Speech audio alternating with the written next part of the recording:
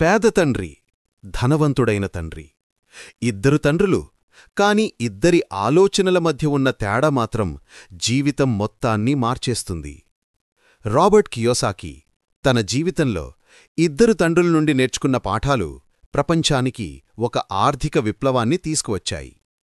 ఒకవైపు పేద తండ్రి, చదువు, ఉద్యోగం, భద్రత మీద విశ్వాసం కలిగినవాడు.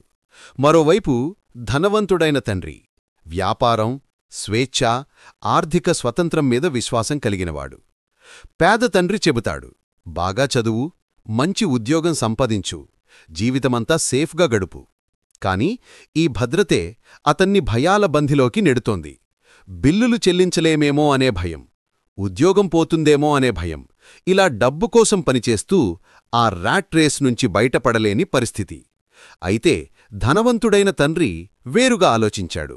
అతడు చెబుతాడు, డబ్బు కోసం పనిచెయ్యకు, డబ్బు నీకోసం పనిచెయ్యాలి. అతనికి పుస్తకాల విద్య కంటే ఆర్థిక విద్య ఎక్కువ.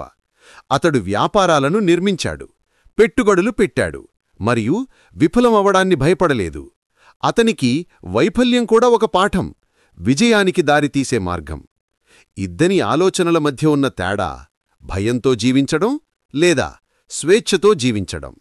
పేద తండ్రికి భద్రత ముఖ్యమైతే ధనవంతుడైన తండ్రికి స్వేచ్ఛ ముఖ్యమైంది. సామాజికంగా మనం చదువు, ఉద్యోగం, జీతం అని నేర్చుకున్నాం.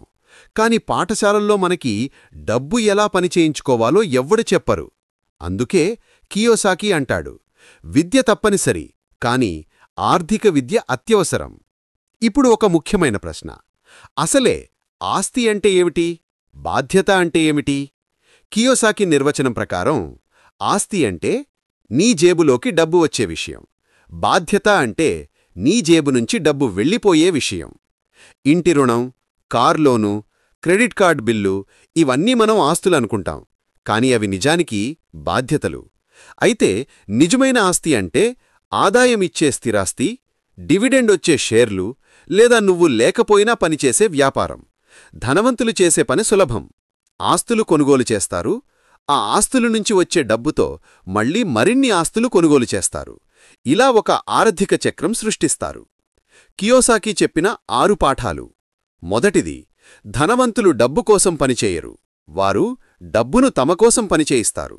రెండవది, ఆర్థిక విద్య అసలు సంపద, సంపాదించడం కాదు, దాన్ని నిలుపుకోవడం నేర్చుకో.